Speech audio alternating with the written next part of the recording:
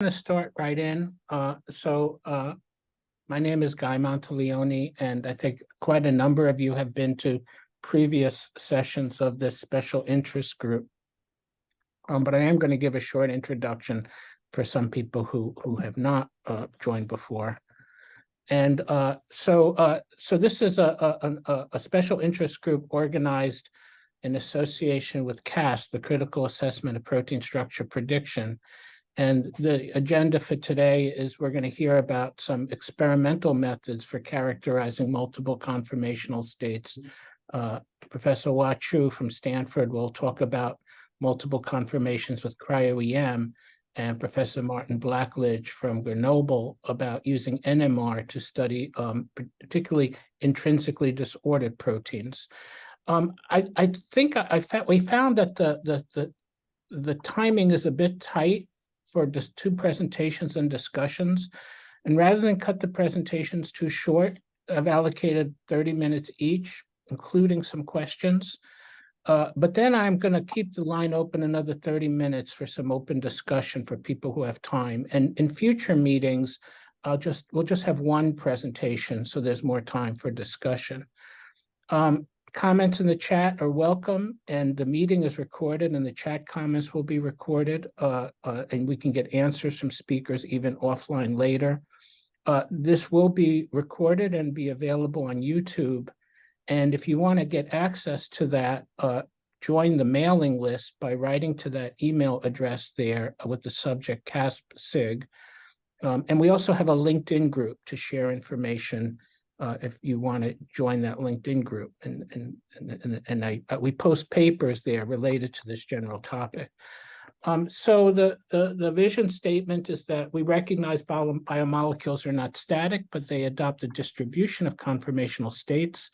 And this special interest group aims to evaluate if it's possible to do with multiple conformational states what CASP has been so successful in doing over the last 2 decades with single conformational states, with protein and nucleic acid structures.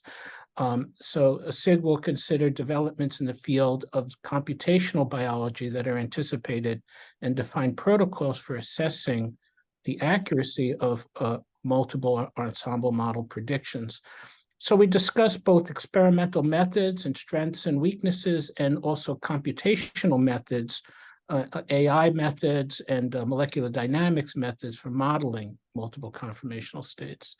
And so the scope is from simple cases of where you might have 2 states that interconvert between one another, like the canonical description of E. coli adenylate kinase, or a wide distribution of states, intrinsically disordered proteins. And we're really uncertain how CASP can make an impact there. And there are some other groups also exploring how to assess and organize data about intrinsically disordered. It says intrinsically ordered. I have to fix that. Intrinsically disordered proteins. So these are the organizers that of our steering committee. And we also get advice, particularly from the CASP organizers. And if you have names of other people you'd like to suggest for this organizing or steering committee, or suggested names of speakers, send them to that email address in the lower right, montelionelab@rpi.edu. So the aim of this is to develop an experiment where we will collect structures, or maybe data, it makes more sense, for conformational distributions, and allow modelers to predict the distributions or compute the distributions and the structures, and then assess against experimentally validated models or against the data itself. And there is a little bit of a chicken and egg there, because someone has to model from the data, and that creates the ground truth. So I think probably we want to look at validating against data as much as validating against the models generated by the experimentalists. In any case, we did have some activities of this in CASP 15, and this is a paper that's now online about what was done in CASP 15. And really the challenge is going to be getting targets, getting cases that we can use as blind studies in CASP. And I hope that this SIG helps advertise our need and interest in getting those kind of structures. And you can actually mail, particularly Andrei Kristofovich organizes this for CASP, and emailing or going to the prediction center and looking at what's done there. So coming up next month, we have Jens Meiler will talk about multiple conformational states of membrane proteins and some methods they've developed. There's also a CASP SIG on AI methods that's held on the second Wednesday. And there's also a CASP SIG on modeling of RNA. And I may have the wrong time here, and I'm sorry, I tried to look it up right before the meeting. If someone knows the next meeting, maybe they could put that in the chat. So that's the introduction, and I'd like now to introduce Professor Wah Chiu at Stanford University. Professor Chiu is really one of the innovators of macromolecular cryo-EM, one of the real pioneers in the field, and the lab has not only made a huge impact in the structures they've generated and the methods they've generated, but also in the people who have come to that from that lab, who now are leaders in this field. So Wah, do you want to take over the presentation here? Yes, Guy, thanks very much for the introductions, and I'm just delighted to be here today and to share with you my thoughts on the multiple conformations from macromolecules.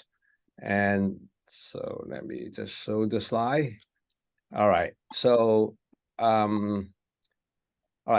first of all, I kind of like to give a roadmap where we stand in the field of cryo-EM. And this is a statistical plot extracted from the EMDB or EMDR, which plot the number of structure that had been deposited in the electron microscope data bank or the protein data bank. And so in the cryo-EM structural determinations, there are two sets of 3D data. One is the density map. If the density map has sufficient resolution, one can build an atomic model to it.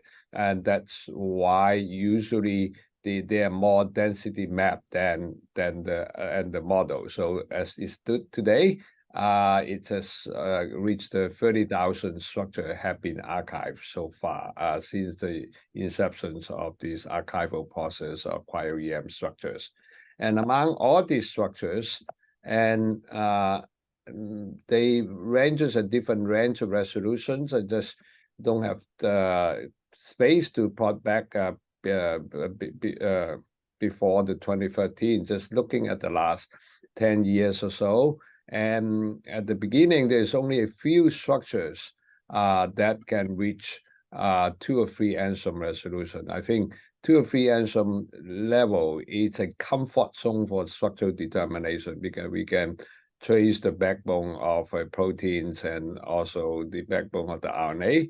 And then as time continues in the last few years, there's an exponential growth in terms of number of structure released per year. So each of these data is per year depositions. And again, 3 or 4 angstroms right now is the leading number of structure are deposited in the PDB. And the red bar represent the data at the kind of 2 or 3 angstrom. Now, it's really exciting. In the last couple of years, there are more data deposit in the PDB at reach this level, because at 2 or 3 angstroms, we can begin to see ions and water molecules. And so now, many of the structures deposit in the protein data bank from a single specimens. I want to point out that oftentimes today, the authors deposit not only one structure, they actually deposit multiple structures because the protein or the RNA can assume different conformations in one adequate of solution with which the cryo-EM was carried out. And so I'm going to give you in the next few minutes 2 examples One is relatively straightforward, but illustrate the complexity of a multi-subunit components, how different structure can be displayed in each of the subunit. And the second example, which describe how protein is folded within a chaperone.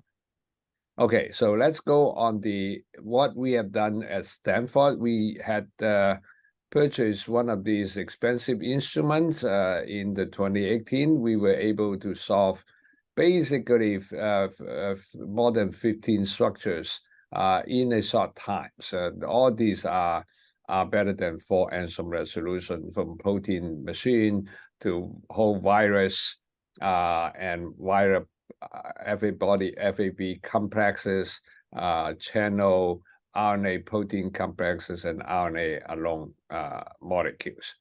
So now in the world record, the best structure done is actually this benchmark molecule equivalent to the lysozyme in the X-ray case. So this is our benchmark protein machine. It's a 24 identical protein subunit arranged in a 4:2 symmetry. And the data collection is actually pretty rapid. Like in this case, it's less than a day continued data collections. And then one can generate this density map with which we can generate the model, and you can see how beautiful the side chain density are. And in addition to the amino acid atoms, we can see the water molecule and the ions as well. So these are three examples of 3 different amino acid residues. So these are obtained at a resolution around 1.27 angstrom. So I think this basically is one of the highest resolution structure. Now this is done in my lab during the pandemic when we install a new microscope. But at the same time, there are 2 other European labs using the same benchmark protein gauge, and they also obtain a equivalent resolution. They're slightly better. I mean, kind of second decimal point, 1.21 or 1.24. But so by and large, all the resolvability of every atom are well resolved. And okay, so there's where we are in the field. Now, as I point out, I want to show example that are not as well behaved as the apoferritin, has a single conformation. It's a very rigid, very low B factors in the crystallographic terms.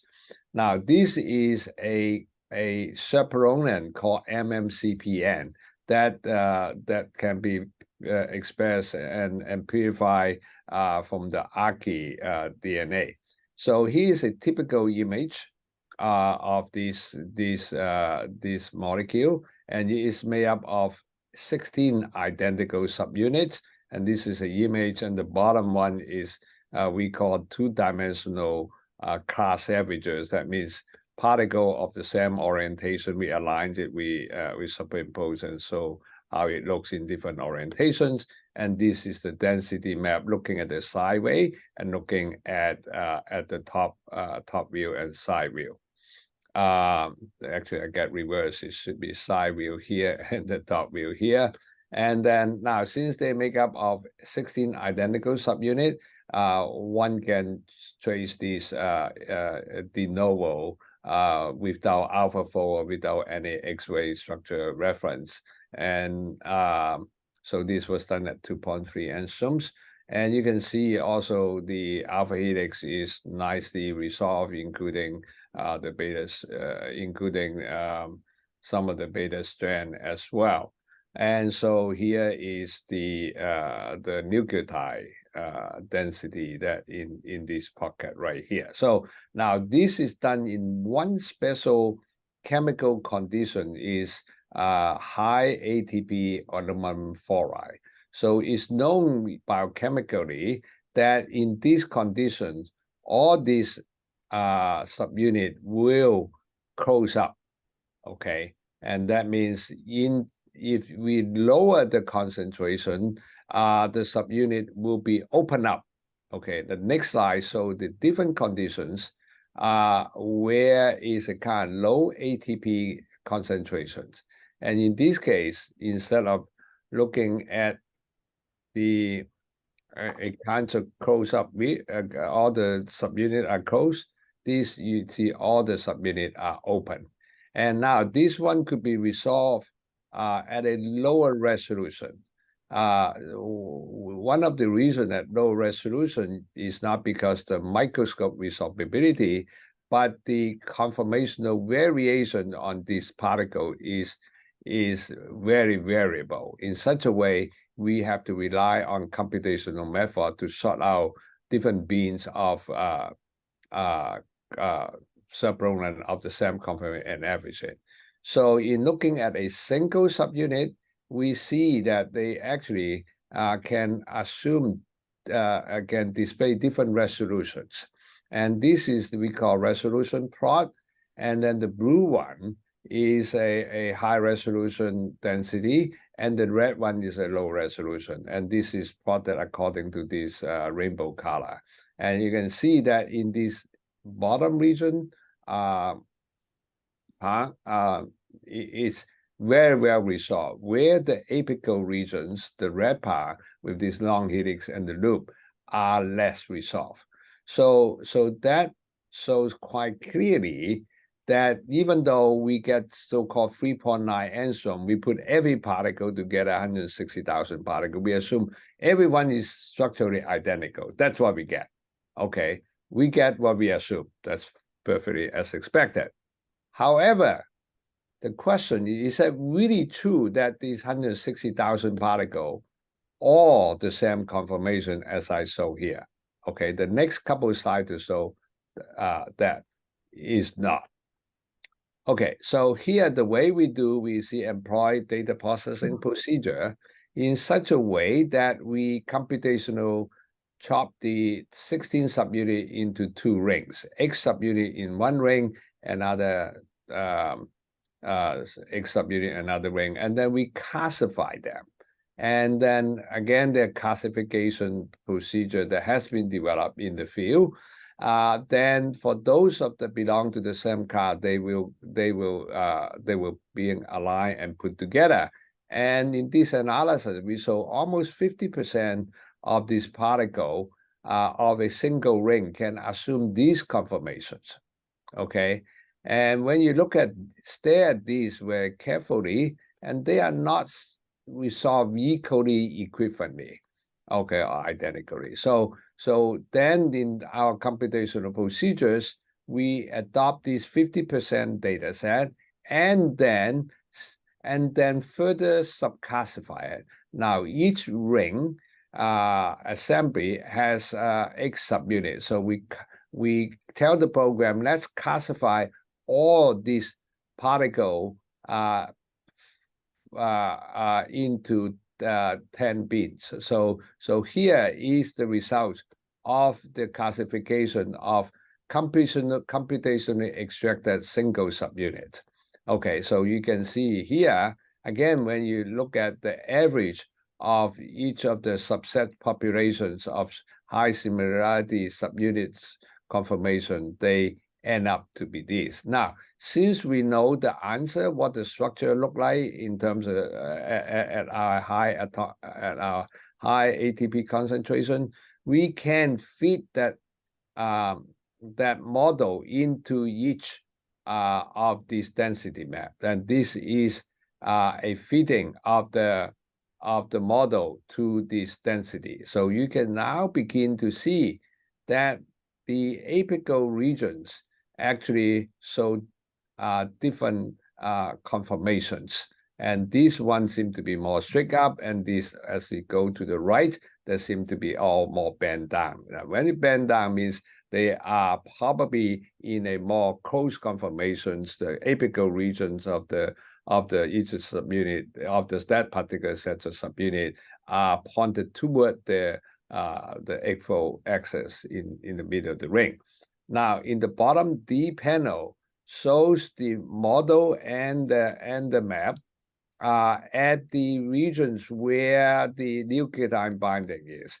interestingly enough, to show in this row of structures that half of them we can detect the nucleotide density, and other half we don't. Okay, so that means for those subunits in this conformation, they actually no ATP bind to it. On the other hand, the other 4 subunit conformation, their ATP bind to it. Okay, so now that in this analysis point out that all these subunits that compose the chaperone could have different conformations. Okay, so in this case, we do further analysis with all these egg models. Since we know which subunit, in other words, we know which subunit in our original particle have this conformation as this conformation. So as a result of that, then we could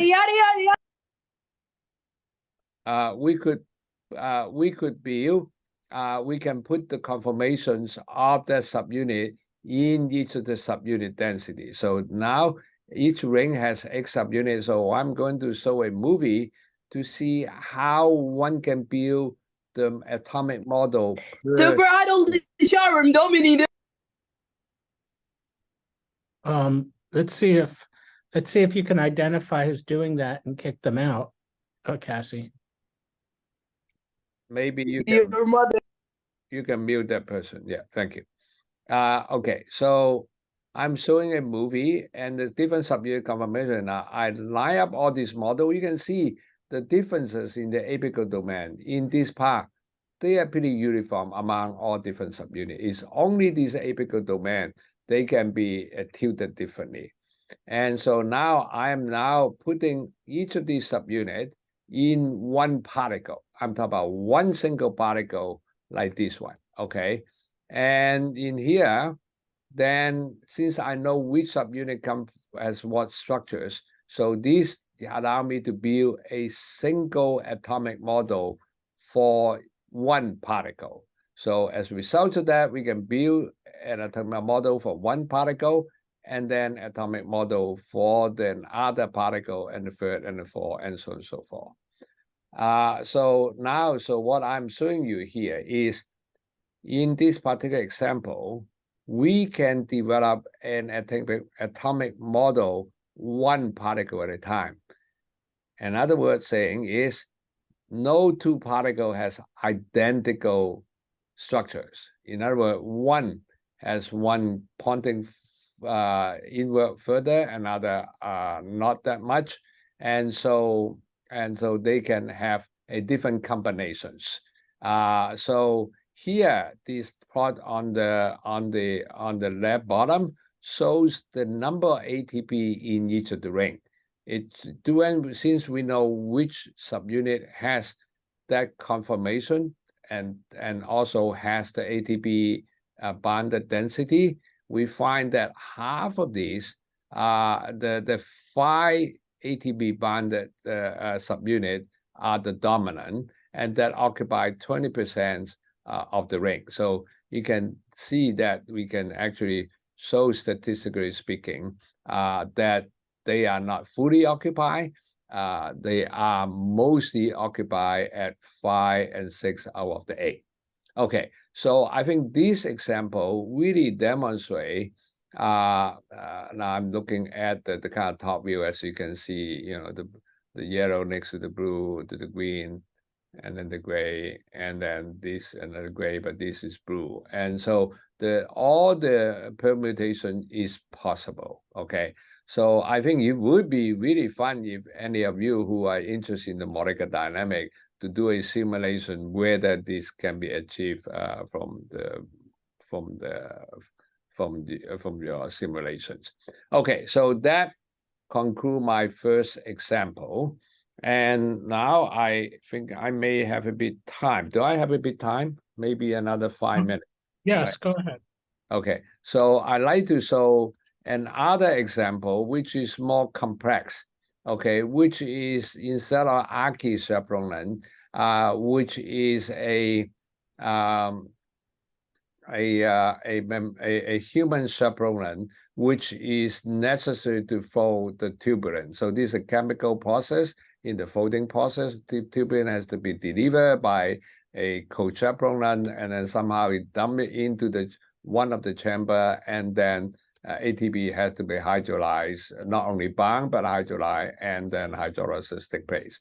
So now this is very complex. It has multiple protein components. And then just look at the Trixie alone. We have solved the Trixie in both, again, open and closed conformations. And each of the Trixie has different subunits. They are not identical subunits anymore. Like the Archie, the human one actually has 8 distinct genes. That means 8 distinct polypeptides.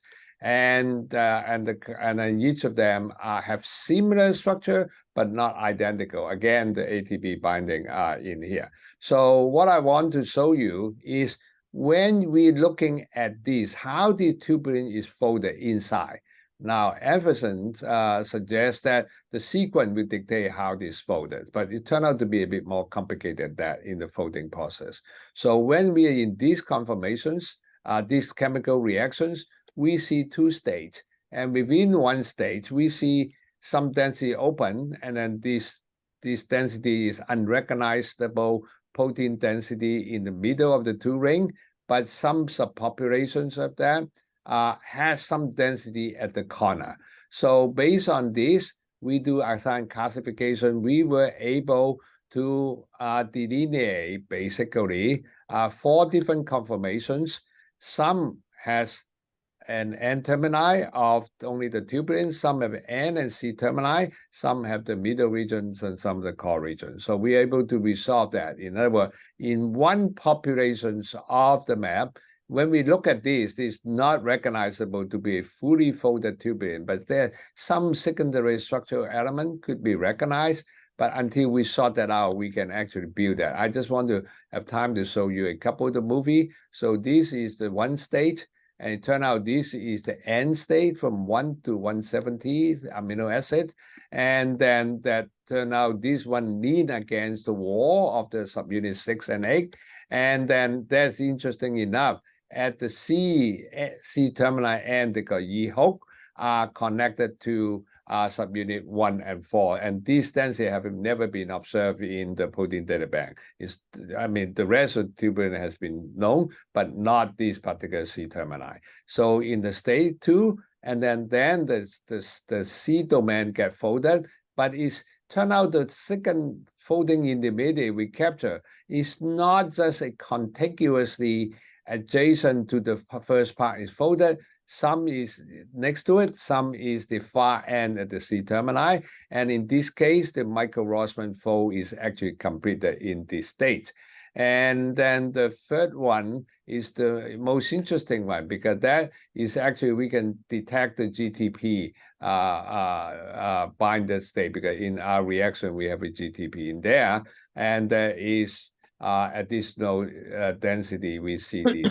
Well, and finally, this last stage is this last bit, the core domain, and then the whole thing is completed. Okay, so now then one of the things may be of interest to this audience that some of these the C termini, this called the tail of the CCT subunit, they are supposed to be disorder protein, but we were able to resolve it in the state number 3 when close to the GTP binding pocket. And CCT2 is in this far end, are visible in all 3 states, and then particularly in the toxo binding. Now, in our structure, there's no toxo in there, but that we know where the site is. And then the hook, I talk about in here, seem to be visible in all states, but in the state number 3, they resolve much, much better. And then the loop, which is this N termini, as an extended conformation in state 1, but more resolved in state 2 and 3. So finally, there's something maybe familiar to all of you, kind of schematic diagram, that now when the protein fold, they are just not randomly fold. I think we believe that in our analysis, since we're able to pick up different folding intermediates, it probably likely to go from different state in the kinds of downhill operation rather than just randomly fold, which can have the possibility trapped in the wrong trap in the mediate cannot get out. So I think the chaperone, as I quickly glance through, they're actually quite critical in maintaining, in dictating the sequence how this is going to fall. And so, and finally, okay, I'd like to acknowledge my colleagues, Yan Zhao, who is the postdoc who did the analysis on the MMCPN and the part of the analysis on the Trixie with the tubuline, and Greg built the model, Bosu and Hung. These are all my former graduate students. Now they have moved on to other places, and they collected data analysis on the other part of the story. And this work is in collaboration with Judy Freeman, who has a long-standing experience in the chaperone protein folding biochemistry. And I think I would stop here. Thank you. Thank you. Wow, that was great. I think we could take one or two questions, and I'll save my questions for afterward. So if people want to ask questions, you can just go in. There are some questions in the chat. I see Arnie has some question. Do you want to start, Arnie? I mean, it was just generally comment about, there's also people try to model it upon distinct shapes. You probably you formula. I mean, you have to have like 3 or 4 states, and that's of course not. I mean, the whole story is something you do. So there are probably more flexibility, and there are some tools now that try to look at more like occupancy and things like that. So I wonder what's your thought about for if you want to make an experiment later. What is the? I mean, should we? If you make predictions, should we compare to what you get from your evaluations, or should we compare with actually raw data? And what would the raw data? Would that be all images, which is really big in the cryoEM, all 100,000 of images? What and so on. So that's yeah. That's a good question. So a assembly like this, how can we be put into the CASP exercise? And I think I want to point out, we able to pick up these 4 states. I would say, based on the current data processing scheme, we were able to resolve these 4 states. It does not imply there's only 4 states. I'm pretty sure there are some intermediate states between 1 and 2, 2 and 3, 3 and 4. Now, I think that's what I think we may need to do some homework. Some of you are experts on simulations, whether you can do a simulation to see whether that is possible or not. One of the challenges is in this folding, they are not contiguously fold along the amino acid in the polypeptide. They fold one end and the other end. So I don't know how one can cope with that. I talked to David Baker a little bit before we published this. I said, David, could you predict this? And he thinks it will be tough at the moment. So I think that will be a kind of grand challenging project to look forward in the next few years. How can we think, if we are interested in the biochemistry of the protein folding process, which I think would be of importance, I believe. I think these may be, right now, maybe we are trying to do more mutagenesis experiments just to kind of verify our folding intermediates, because we know exactly who contact what, basically between the chaperone and then the tubuline are fold electrostatic interaction. So we may kind of like put perturbations on that and see what happened. And then also accompany with the cryoEM, whether we can capture a different type or additional folding intermediates. I don't know I answered your questions or not, but thank you. You're welcome. I think we could take one more question if there is one now.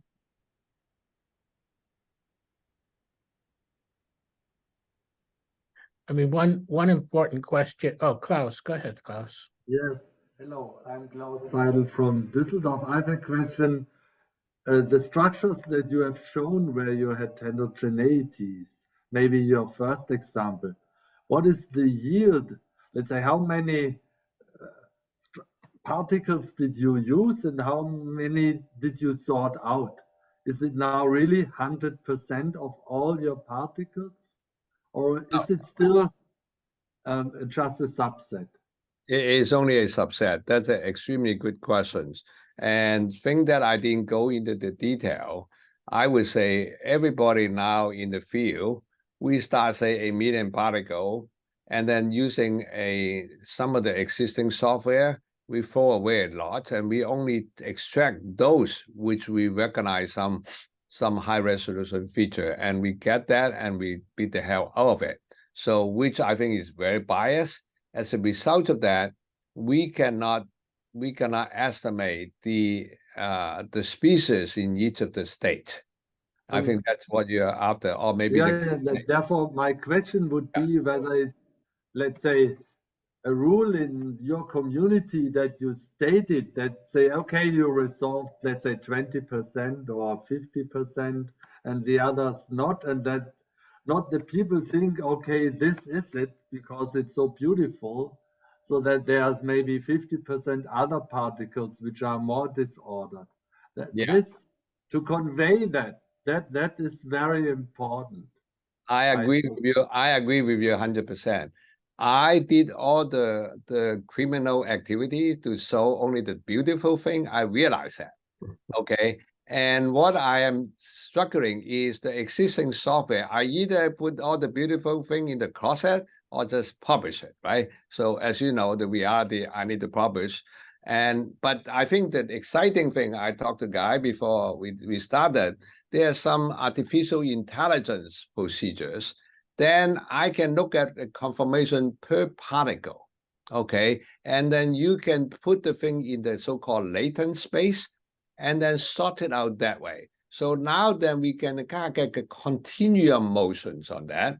Then the challenge is how can we prove or how can we validate in these continuum motions are real? So I think, again, we need the biochemists again or geneticists. We need to do that with the molecular dynamic, with the mutagenesis to nail down exactly that motion is correct, because we go from A to B, you know, I mean, there are multiple ways of doing it, and how do you know which way you're doing? So, you know, we all hand waving sometimes doing this movie. I mean, the cryoEM community, they impress all the other by showing the movie. But on the other hand, I think this, hopefully in the next few years, with the AI data processings, we could begin to answer your question, which is dear to my heart. Thank you. Thank you. I hope some people will be able to stick around after the hour, after 12 noon here for some more discussion. But we should move on now to Martin Blackledge.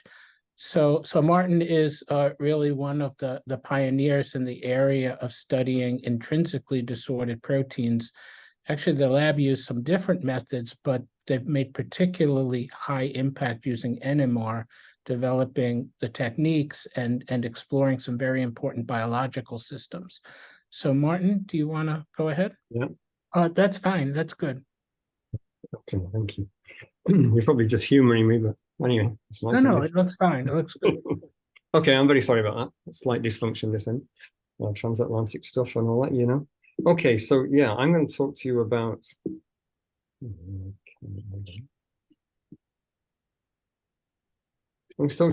intrinsically disordered proteins, how we study them by NMR spectroscopy. As you're probably aware, NMR spectroscopy is a very powerful tool for studying intrinsically disordered proteins because it naturally provides site-specific ensemble average structural parameters.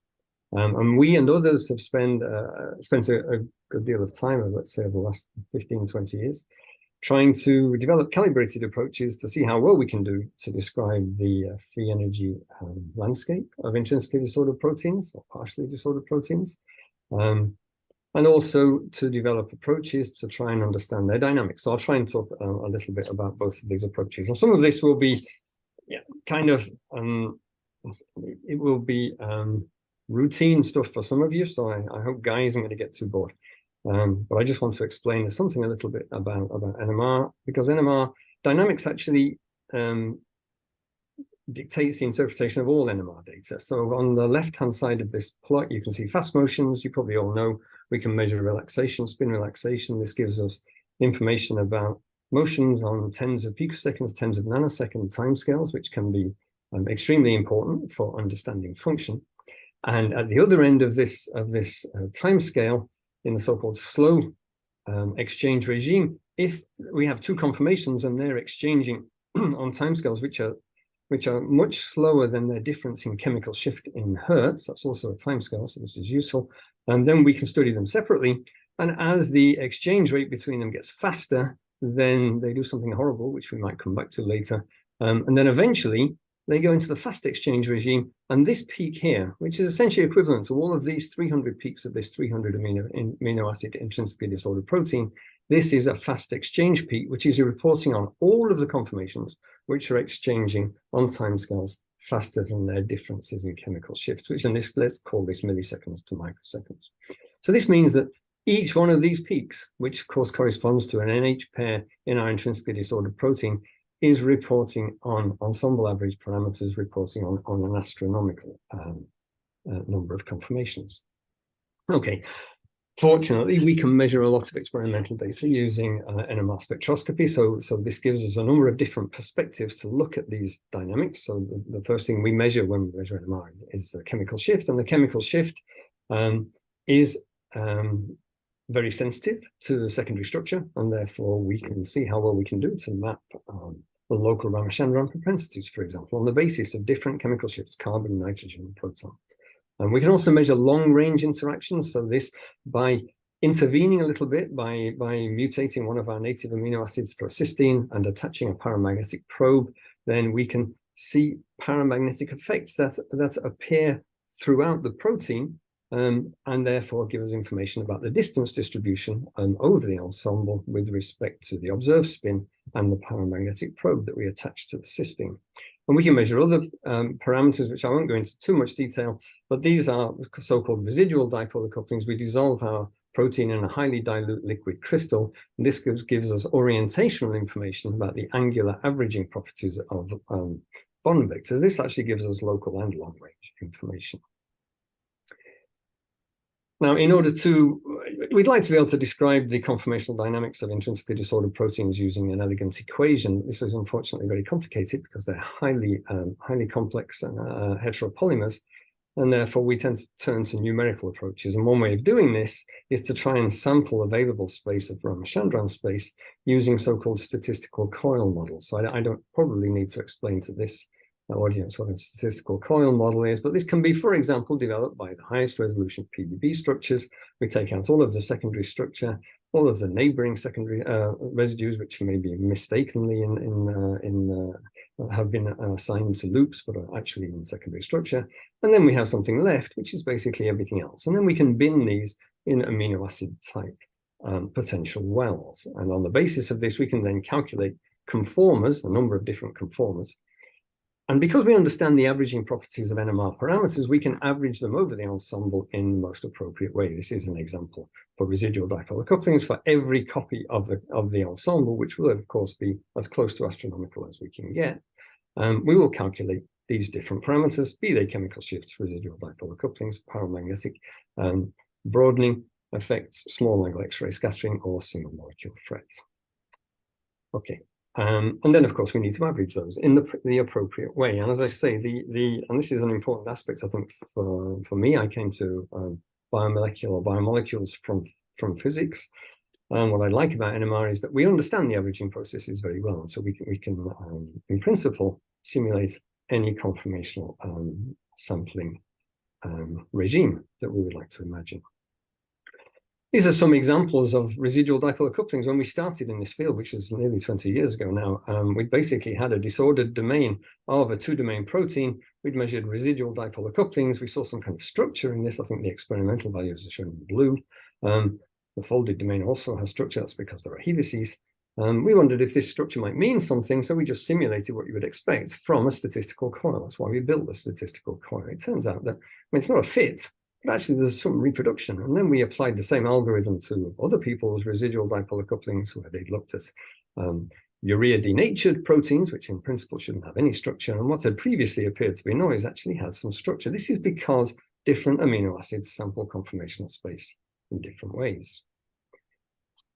Okay, so how do we simulate paramagnetic relaxation enhancements? That's a little bit more complicated. Here we have, because I told you that we're making a mutation, so we change our native amino acid for a cysteine, and then we add a paramagnetic label, which has a number of rotatable bonds. So we need to consider how much conformational space will be available for this spin label, so-called spin label. And again, as we know how to average these parameters, we can then predict what we expect for an ensemble, which is, for example, in this case, where there's a long-range contact between this region and this region, what kind of paramagnetic broadening we would expect to see.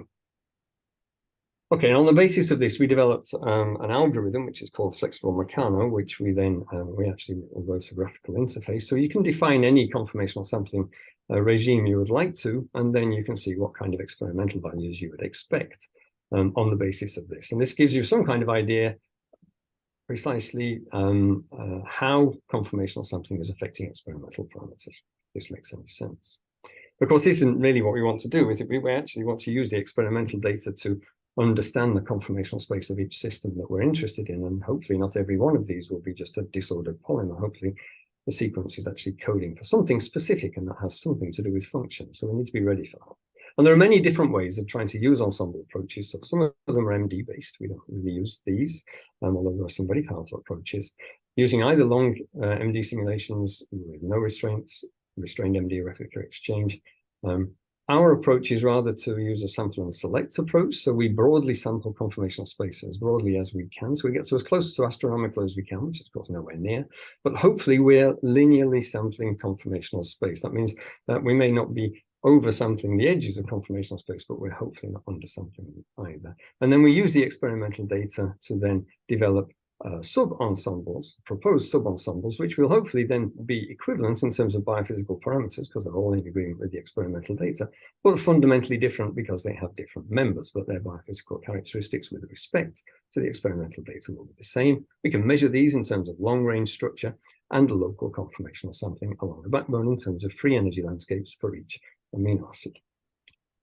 Well, how well can you do? And so this is one of the uses of such an approach is you can then try and figure out actually how well can you do, because this is something we actually didn't know very well. And as far as we knew at the time, that the literature also didn't know. If we have measured carbon alpha chemical shifts, carbonyl chemical shifts, nitrogen and proton, and as Guy will tell you, if we've assigned the backbone, then we already have all of those chemical shifts.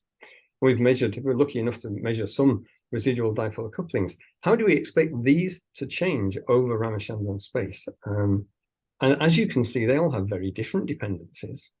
These different potentially available experimental parameters. It would be a brave person to do some kind of PCA analysis of all this information and see how well you do when you combine all of these data.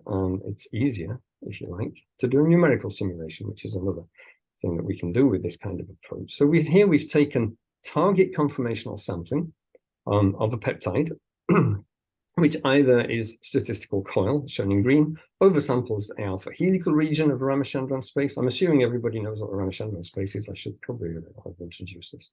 Sorry about that, I'm going a bit quick. Beta strand region of Ramachandran space, or the polyproline 2. And then we can simulate the expected experimental data on the basis of these different regimes and apply the algorithm and see how well you do. Do you reproduce the experimental data? It's actually very interesting. If you only have carbon chemical shifts, well, these are probably, as Guy will tell you, these are the ones we have most confidence in. These are the least labile. It turns out that if we use only carbon chemical shifts, then we can't really distinguish between the beta polyproline 2 region and the upper region of the alpha helical region. In order to do that, we need to either measure, if you like, trustworthy nitrogen and proton chemical shifts, or we need to combine it with residual dipolar couplings. In that case, we do rather better. And if we combine everything, of course, we do very well. But these are important calibration experiments that we need to be able to do, because in NMR, we're forever evoking the presence of some kind of oversampling of some region of Ramachandran space. It's nice to know exactly how well you do. Okay, so we applied these approaches to different systems. It's really a spectacular example. It's just some examples of the approach. because we're highly underdetermined, we always maintain some data set, which otherwise you would consider to be one maybe of your most information-rich data sets. And that's important. It needs to be information-rich so that you can cross-validate or at least check that you're doing better than statistical COIL, for example. So here we've taken a region of tau protein, which is a 440 amino acid protein. This is just 130 amino acids. This is what we do with Marcus Fix data. So we're selecting an ensemble on the basis of these chemical shifts. And then we're looking at the residual dipolar couplings, which are predicted on the basis of this ensemble. So here we do rather well because these positive excursions here are not present in the statistical COIL. We can look at a larger region of tau protein. The same thing here. We're looking at these carbon chemical shifts and the residual dipolar couplings. Here we do. Obviously, we can select very, very well against the experimental data, but we also cross-validate nicely against those that we didn't use in the selection. This we need to routinely do. Be sure that we're not either overfitting or predicting stuff which actually we didn't measure. And we can also look at the entire protein. This is tau protein now. It's 440 amino acids. Here we have lots of different PRE measurements, paramagnetic relaxation enhancements. So cysteine is placed at different places, different chemical shifts, small angle scattering. And here the residual dipolar couplings are maintained for cross-validation to make sure that we're not completely out of kilter. And we can look at this in a little bit more detail to see what exactly are we trying to learn. So here, let me just take you through this. The black line here, I don't know if you can see it, the black line in all of these 4 different plots is the population of the statistical COIL for these 4 different regions, generic regions of Ramachandran space. And the colors are those which are present in the ensemble, which is selected against the experimental data. And it's rather reassuring that these 3 repeat regions here oversample the polyproline 2 region for each one of them, and they all have kind of similar sequences, although not identical. Other regions are not all that different from statistical COIL, but some of these regions are systematically different. Of course, we can plot this as free energy landscapes if we will. I should also say, can you just go back? No, doesn't matter. We can also look at long-range order, which comes from the paramagnetic relaxation enhancement. It's also important to look, the cross-validation allows us to investigate whether we do better than the statistical COIL, and if we do, how is this localized along the sequence? And basically what this table and this plot, which I won't go into the details of,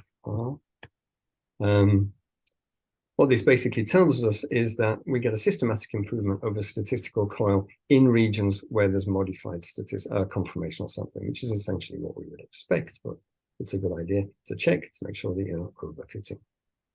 Okay, and so here's a little example where this kind of thing can be kind of useful. This is an intrinsically disordered protein that folds upon binding. There's a small region which has some kind of helical propensity. We can see this from chemical shifts, but using this kind of ensemble approach, we can define. This is something very important when we're talking about intrinsically disordered proteins and their free and the bound forms. A free ensemble is essential. We need, if we're going to understand the thermodynamics and the kinetics of these interactions, the left-hand side of this equation is just as important as the right-hand side, obviously. So we use experimental data, and it turns out that this small helical element actually has 3 different helical elements, all in exchange with a completely unfolded form.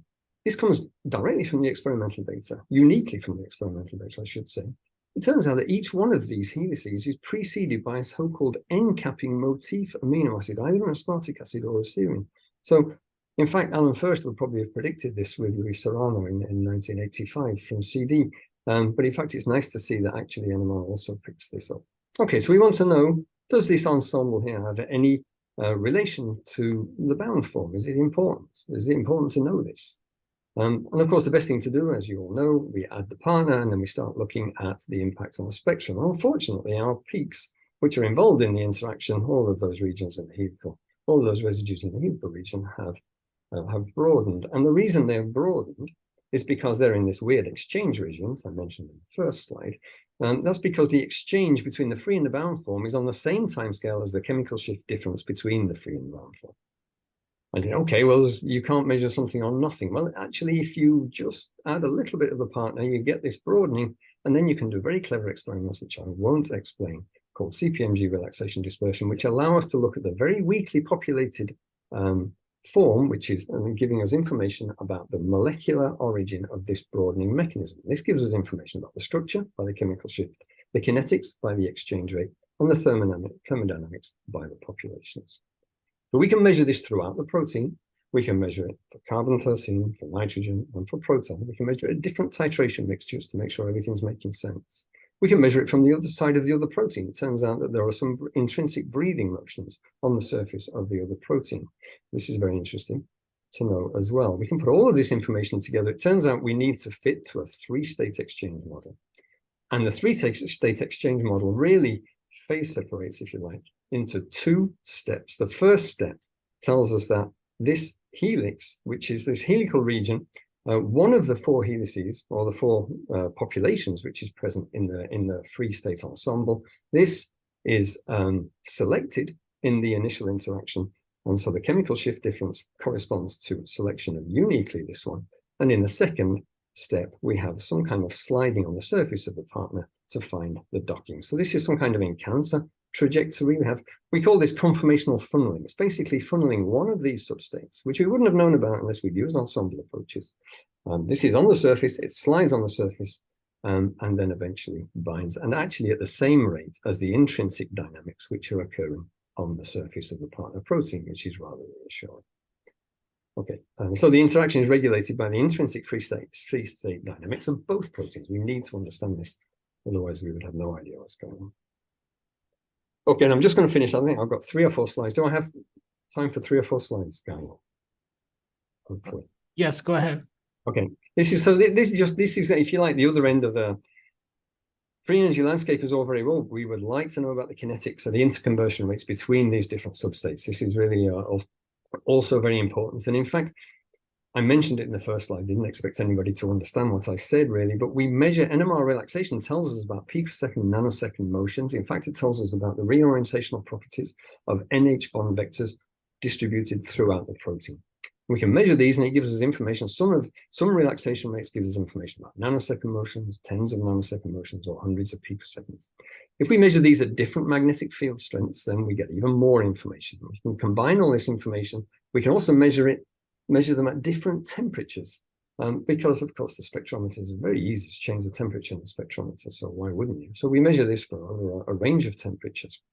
And this gives us a vast amount of information that we can model together to try and understand what the contributions to these dynamics are. And it turns out that the relaxation that we measure has 3 components. One is librational, giving us information about tens of picosecond motions of the NH bond vectors, which may be interesting, but it's probably not as interesting as the other 2 components. One of them is about backbone dihedral angle dynamics. So basically the same free energy landscapes we'd be characterizing, it's telling us about motions within these wells, and then chain-like segmental motions. This is possibly not so surprising. We'd expect that to exist from polymetry as well.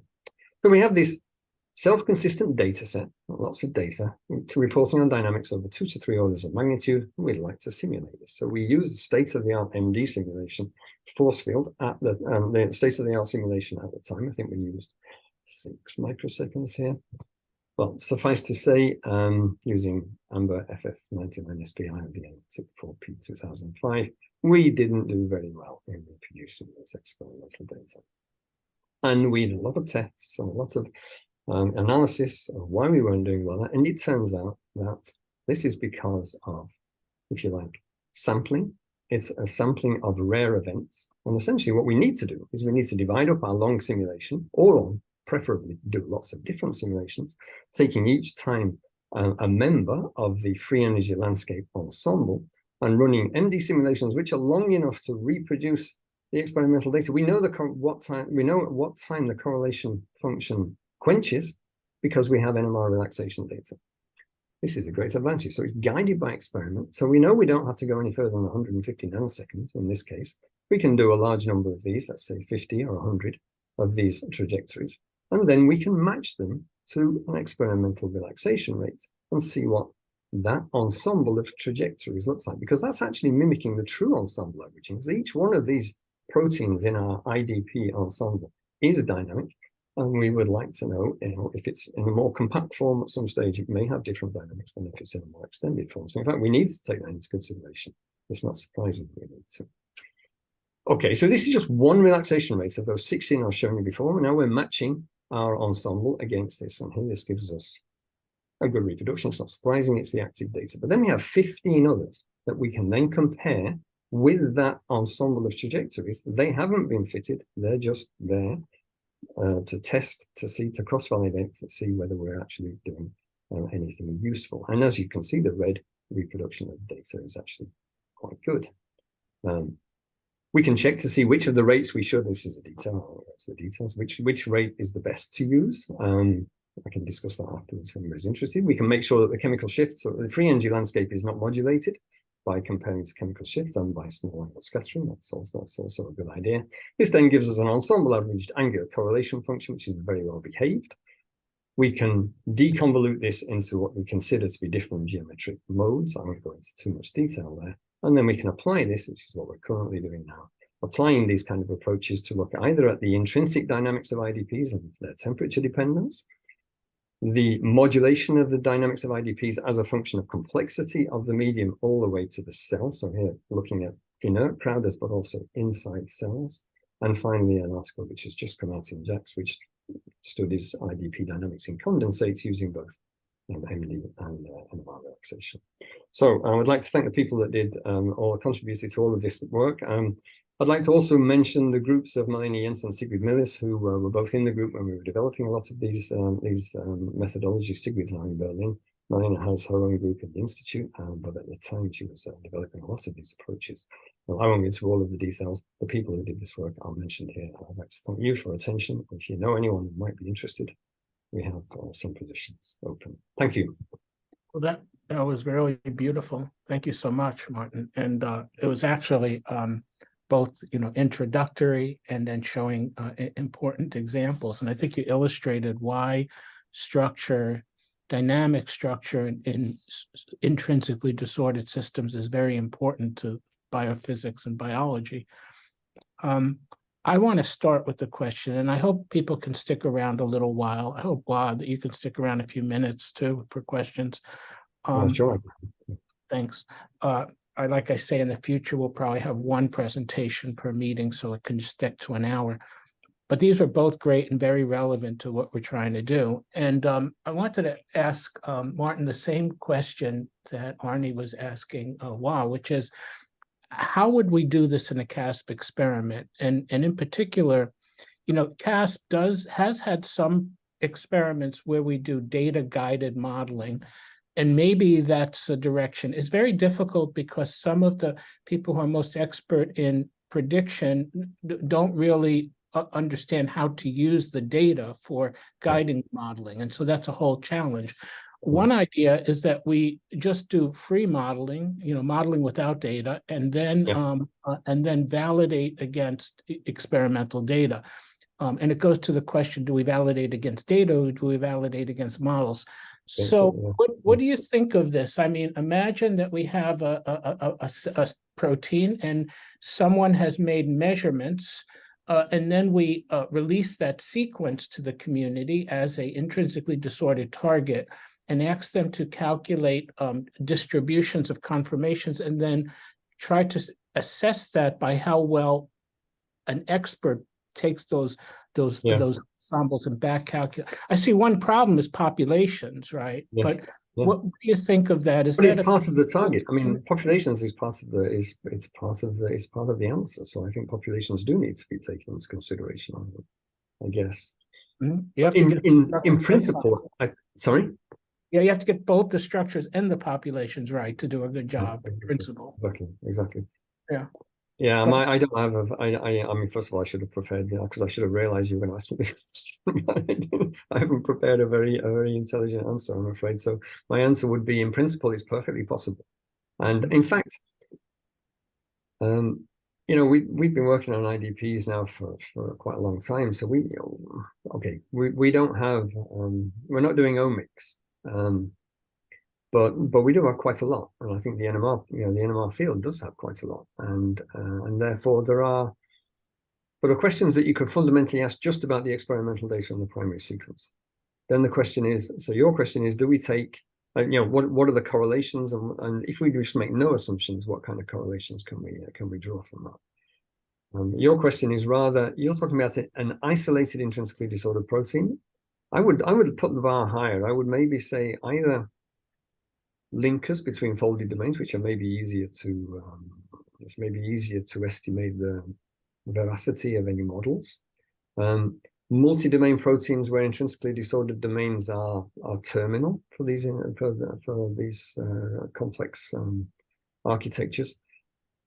And there we can measure quite a lot of experimental data, I would have thought, which can, in principle, should be reproduced by any ensemble model. So I don't think that's it's not putting the bar too high. But I think where the helix is in an IDP is not the question. I think we pretty much, we know that there are plenty of tools from JPRED to, I don't know exactly what the latest one would be. I think we have some ideas about these things. We don't know about the population of different helical conformations which may be present, which may be making up that total propensity, which I think is an important question.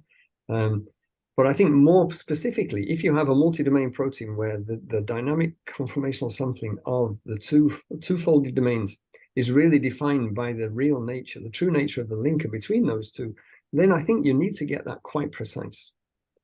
You need to be quite accurate about how you describe the conformational sampling of the linker. And that might be an interesting, there are a number of cases that one could consider, but experimental, which might be interesting to look into. Okay, let me just respond to the questions. I think I kind of trying to answer Annie's questions in the chat, but I think the portion of the disorder peptide that I mentioned briefly is actually very interesting. Like the C-termini of some of these subunits are supposed to be intrinsically disordered proteins. So in our multiple structures, in some state, we were able to resolve it well. We can see the connectivity of the polypeptide, and in other states, we cannot see it at all. So I think when we deal with the intrinsically disordered protein, we may have to put it in some context. In other words, its chemical environment. It may trigger the disordered protein to remain disorder or become more rigidified.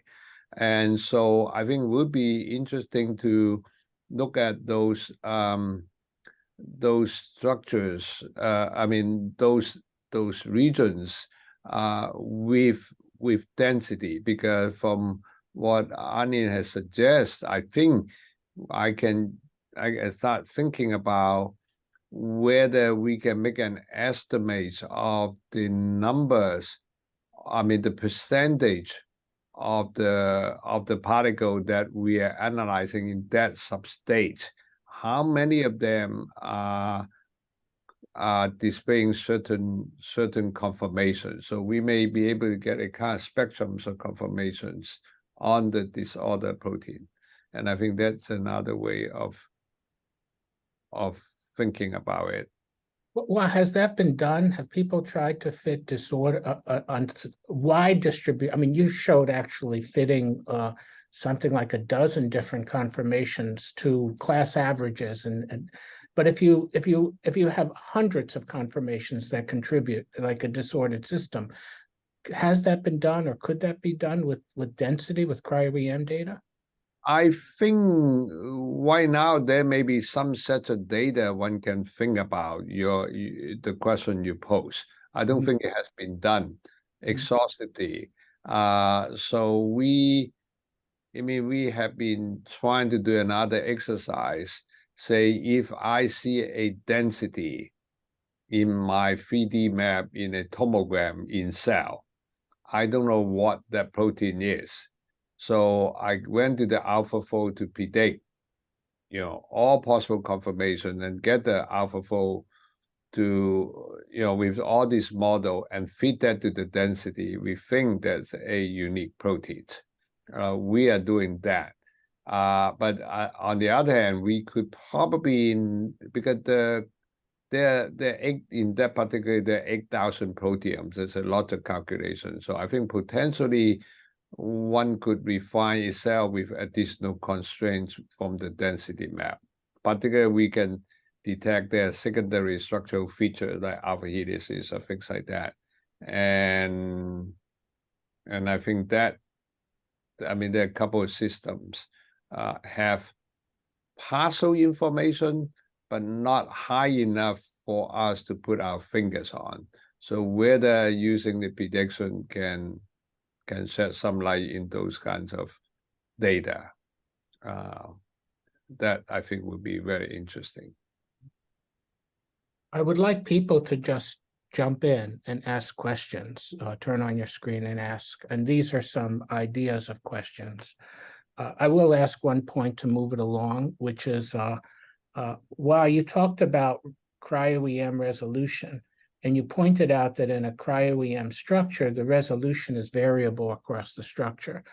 And but my question is, how do you define resolution? It's like some comparable resolution to crystallographic parameters, and you talk about resolution to the third decimal place.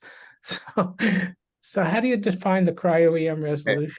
Okay, so that's a good question. So cryo-EM resolution, I personally think it's an artificial parameters. And because it does not fall into the rigorous definition, the Rayleigh criterion that we used to, and it also does not fall into the crystallographic criterion we see the diffraction spot in the diffraction space.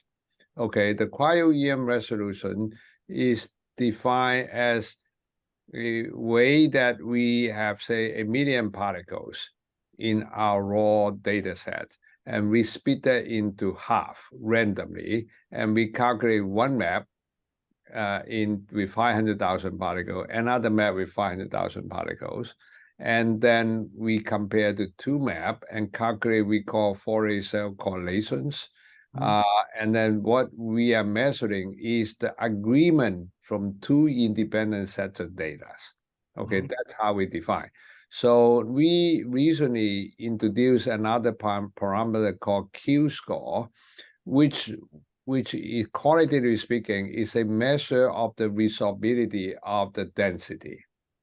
Okay, and so we actually went back to the protein data bank to analyze all the structure of the cryo-EM, and we find whatever claim in the PDB report, the resolution is correlated or can be related to our Q-score. Now, but we see a numbers of outliers, because what on the resolution is our global resolution of what I described on this Fourier cell correlation with a cutoff point, but at the local level, they could be very different. Okay, so I think we need to really describe the resolvability at every point in space.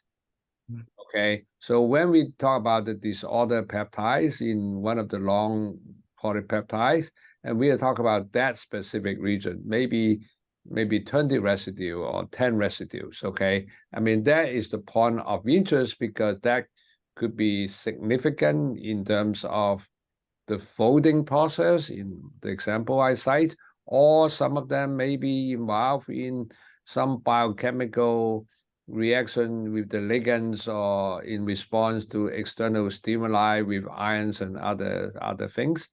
So I agree with you that our Q-score, which we can also relate to more familiar terminologies in structural biology called B factor. But I try to avoid that because, I mean, traditional, according to diffraction physics, B factor is actually divide water, talk about the thermal motion of the atoms. So that has been used loosely in the field. So I would promote using the Q-score as a starting point.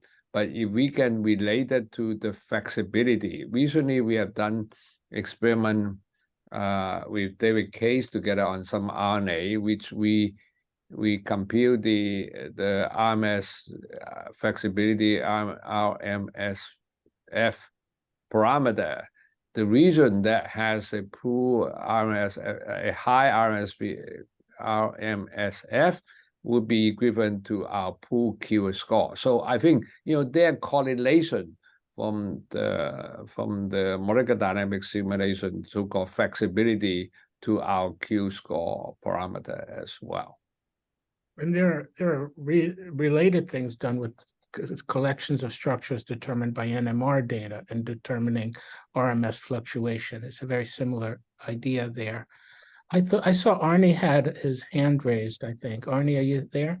I was just thinking that we also have to see this from the perspective of the predictors. So I think the most realistic thing that we can expect predictors to do is actually to predict an ensemble of models.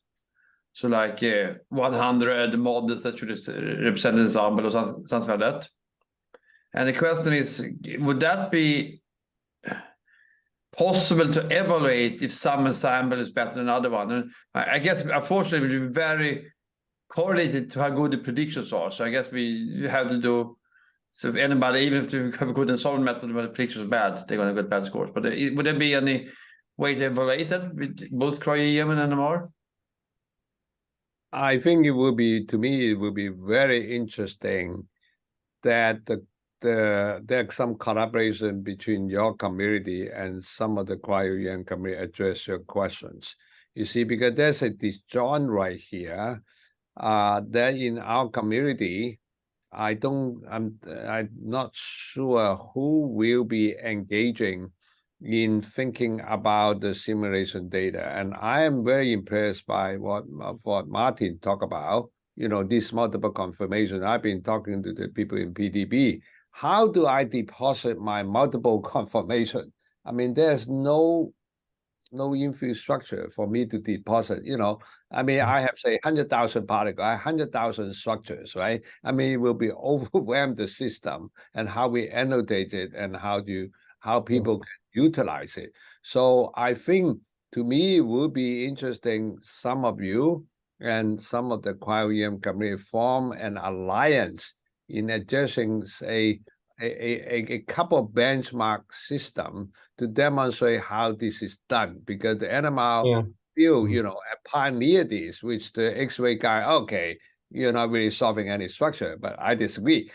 But that was what I learned years ago, how these different party lines, so to speak. But now it's quite clear that X-ray structure is useful, but it actually has a really tremendous limitations in terms of its utility and the functions. Okay, particularly when you deal with the drug design, I mean, when you buy with the ligand, I mean, there's a lot of things, not only at the site, but their allosteric interactions as well. So, because when we work on other system on the channel, ion channel in membrane protein, I mean, that's another interesting system. That's another extremely interesting system from that point of view, that when you have a perturbation with different concentration, how the conformation would trigger. So I think in your prediction, you probably can predict all possible conformation. That I think if there are a company with the cryoEM data and multiple structures and different conditions, that would put your prediction in functional context, I think. And then that would excite more biology to come in the exercise you're doing. I think it's a tremendous useful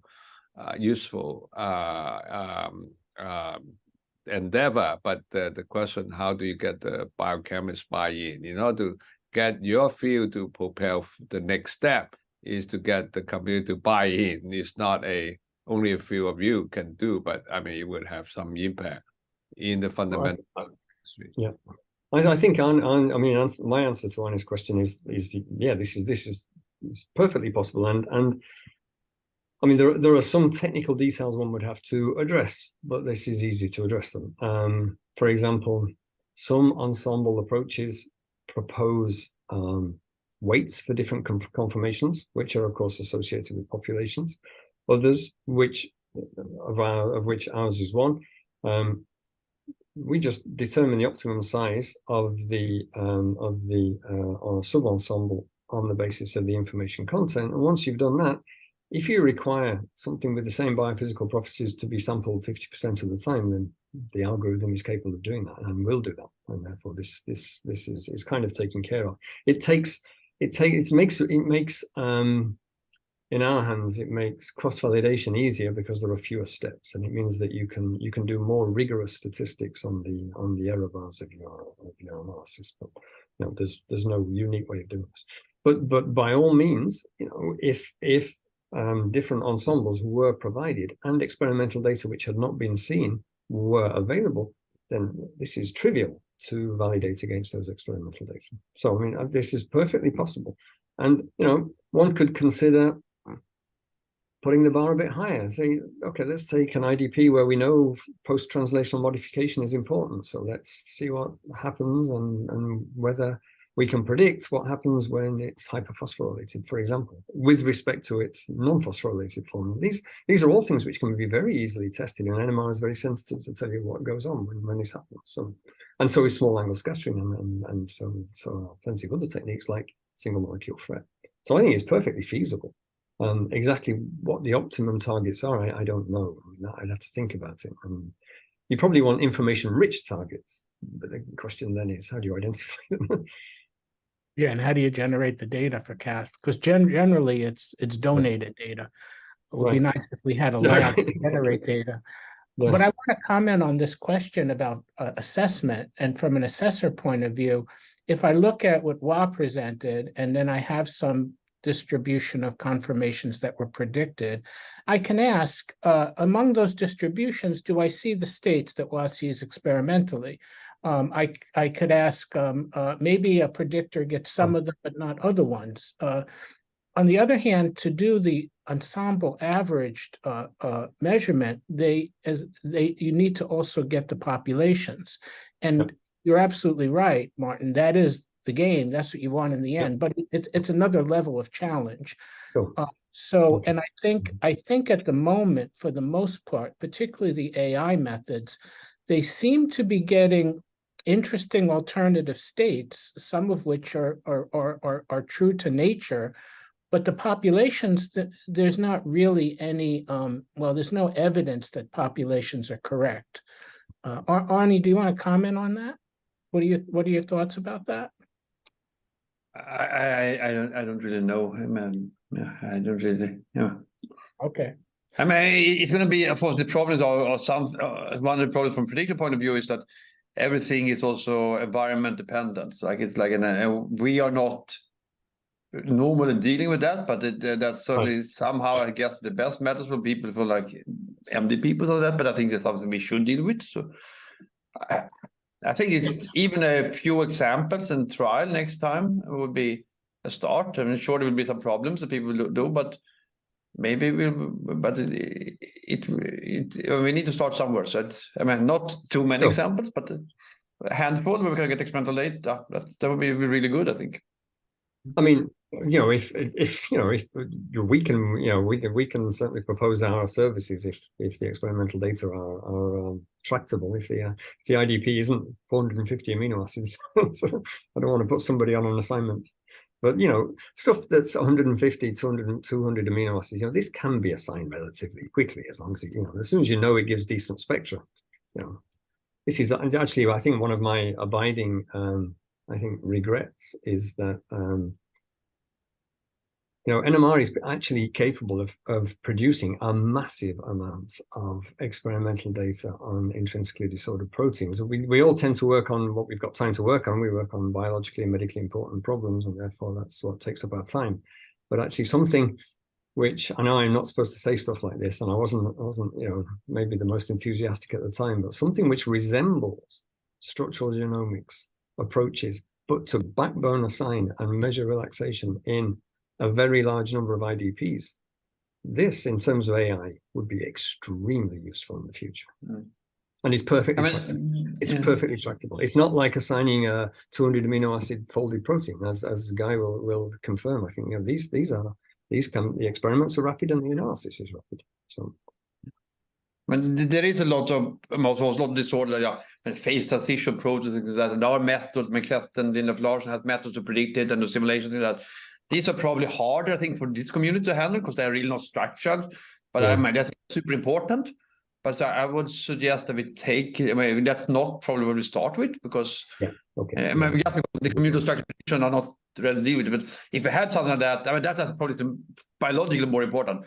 Can we predict in what circumstances something for a phase transition and not? And these things Well, are yeah, super. no, of course. That would be super important. That would, but that's probably a harder problem that I would not take as a first step. And I think what Arnie said about environment is very important, and something that we've learned about measuring dynamics of IDPs and simulating the dynamics of IDPs is you realize, I mean, what really screws you when you simulate the dynamics of IDPs using classical force fields, so non-polarizable force fields, let's say, is the triviality of the water models. Even though the water models have been refined and improved, you know, the IDP is bathed in this, and it really depends on the accuracy of the water model, you know, because the protein, we're quite good at simulating dynamics of folded proteins in solution. Disordered proteins is much less resolved problem, and I think it's just because the water is, you know, obviously the solvent is not affecting the structure of your protein when you're simulating, so you get away with it. But, you know, your IDP is bathed in that, and therefore it's not only bathed in the water model, it's bathed in the, you know, the validity of the ions and all of the rest of it, how much the salt concentration is, you know. All of these things are going to be the kind of thing that you know, there's no button in AlphaFold to click what the salt concentration is. Well, that's because it doesn't matter so much. Well, for IDPs, it probably will, you know, and pH and various other things. So these are all things that we have to think about, I suppose, if we want to address them. So we should wrap up by 12:30, but I wonder if there's some other people on the call who wanted to ask a question and didn't get to ask.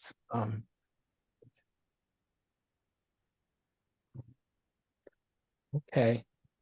I'll just mention one other thing. Wah talked about the question of how you deposit the structures, and we actually just recently wrote a current opinion, which I can pass around to this group, about this problem, about why there are challenges in depositing multi-conformational states, and some suggestions about how it might be addressed. It really has to be addressed by the WWPDB, but I think there's a increasing demand, both from the computational and the experimental community, to standardize how we handle alt-comps or multiples PDB IDs, or how that's handled. And I think that's hopefully a problem that will be addressed in the next year or two by the WWPDB. Okay, so, well, thank you very much, Martin and Wah, for a really great presentation. Pleasure. Thank you for a great discussion. I'll be back. I'll come and listen to you again. Okay, great, thanks. Bye.